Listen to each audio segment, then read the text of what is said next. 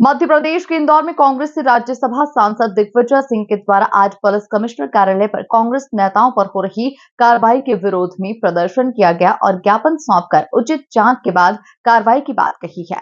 वहीं मीडिया से भी उन्होंने चर्चा की। बता दें, इंदौर के तेजाजी नगर पुलिस ने एक बुजुर्ग नरेंद्र मेहता की शिकायत पर कांग्रेस के प्रदेश अध्यक्ष जीतू पटवारी के भाई नाना पटवारी, भारत पटवारी और कांग्रेस के जिलाध्यक्ष सदाशिव यादव के खिलाफ फर्जी दस्तावेज बनाकर उनकी तकरीबन 6.5 एकड़ जमीन पर इन लोगों के द्वारा कब्जा किया जा रहा था, जिसकी शिकायत नरेंद्र मेहता ने पुलिस को की और पुलिस ने जांच पड़ताल कर तीनों ही आरोपियों के खिलाफ गंभीर धाराओं में प्रकरण दर्ज किया। लेकिन प्रकरण दर्ज करते ही कांग्रेस इस पूरे माहौल को लेकर कई तरह के आरोप पुलिस पर लगा रही है। इसको लेकर आज कांग्रेस के वरिष्ठ नेता एवं राज्यसभा सांसद दिग्विजय सिंह भी इंदौर पुलिस कमिश्नर कार्यालय पर पहुंचे। इस दौरान उनके साथ में बड़ी संख्या में कांग्रेस कार्यकर्ता मौजूद थे।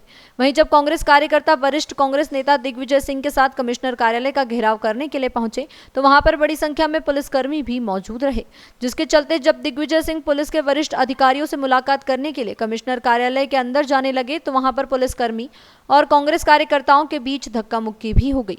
इसी दौरान कांग्रेस के नेता पिंटू जोशी और एक पुलिसकर्मी के बीच हाथापाई की स्थिति भी निर्मित हो गई। वहीं कांग्रेस के वरिष्ठ नेता दिग्विजय सिंह ने यह भी कहा कि सन 1971 से आज तक मैं विरोध में ही रहा, सत्ता में भी रहा, लेकिन आज तक कोई भी प्रशासन को सत्ताधारी दल के रूप में उनके कार्यकर्ताओं के रूप में कार्य करते हुए नहीं देखा है। मेरे 10 साल के कार्यकाल में किसी भी भाजपा के कार्यकर्ता नेताओं पर कोई झूठे प्रकरण दर्ज नहीं हुआ, नहीं उन्हें किसी तरह की कोई प्रताड़ना दी गई, लेकिन इंदौर में यह देख रहे हैं हम कांग्रेस कार्यकर्ताओं को चिन्हित कर उन पर कार्रवाई की जा रही है। जो भाजपा के लोग खुलकर अपने ही दल के लोगों के साथ मारपीट करते हैं, उन अपराधियों पर रियायत बरती जाती है। अभी फिलहाल 1 महीने के अंदर 2 प्रकरण सामने आ चुके हैं। ऐसे प्रश्न बहुत सारे हैं, लेकिन अभी साफ दिख रहा है कि जीतू पटवारी के भाइयों पर झूठे प्रकरण दर्ज कर उन्हें फंसाया जा रहा है।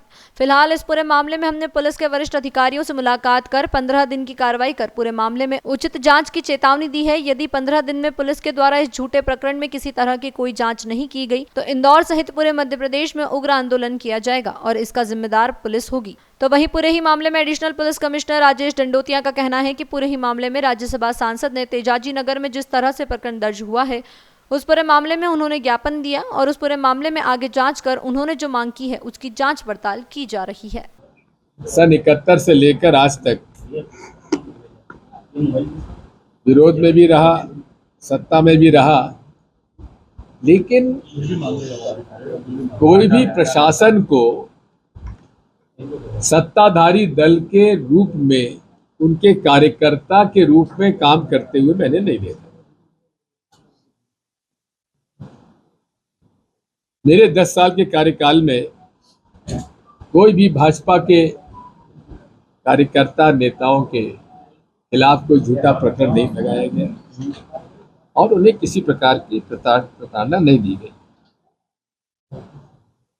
लेकिन इंदौर में ये देख रहे हैं हम लोग कि कार्यकर्ता कांग्रेस के कार्यकर्ताओं को छांट कर उनके खिलाफ कार्रवाई की जा रही है और भाजपा के वो लोग जो कि खुलकर अपने ही दल के लोगों के साथ मारपीट करके उनको जबरदस्ती नंगा कराया जाता है उनके परिवार के सामने, उनके अपराधियों पर रियायत बरती जाती है। अभी फिलहाल 1 महीने के अंदर 2 प्रकरण ऐसे हो गए। वैसे प्रकरण बहुत सारे हैं, लेकिन जहां विपक्ष के नेता नगर निगम इंदौर में और प्रदेश कांग्रेस के अध्यक्ष जीतू पटवारी जी के भाइयों के प्रकरण में साफ दिख रहा है कि इन्हें झूठा प्रकरण बना के बस फंसाया जा रहा है और अपराधियों को बख्शा जा रहा है। मैं पहले चिंटू चौकसे जी का प्रकरण लेता हूं।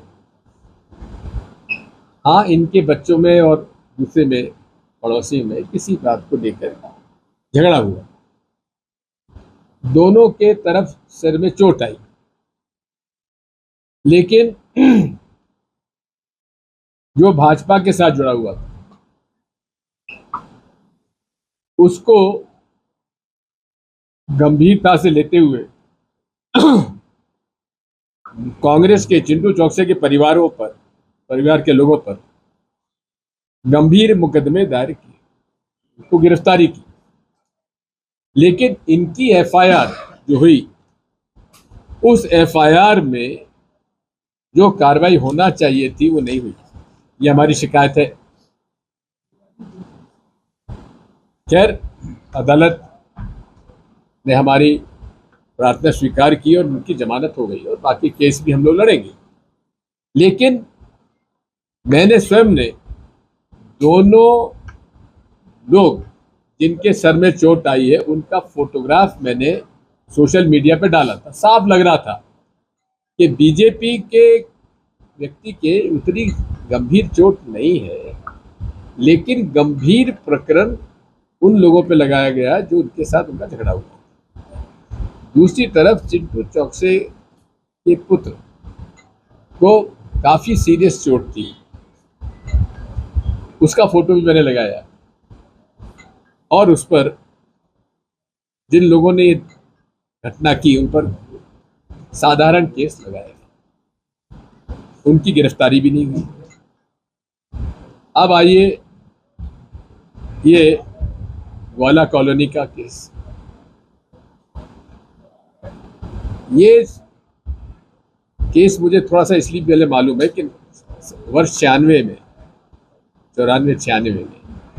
इंदौर से डेयरी जो है उनको बाहर शिफ्ट करने का एक सुझाव आया, तो वहाँ सरकारी ज़मीन थी, वहाँ ग्वाला कॉलोनी के नाम से उसको डेवलप करना चाहते थे, लेकिन वो फिर डेवलप हुई नहीं। लोग वहाँ गए नहीं किसी कारण से, वो ज़मीन खाली पड़ी थी।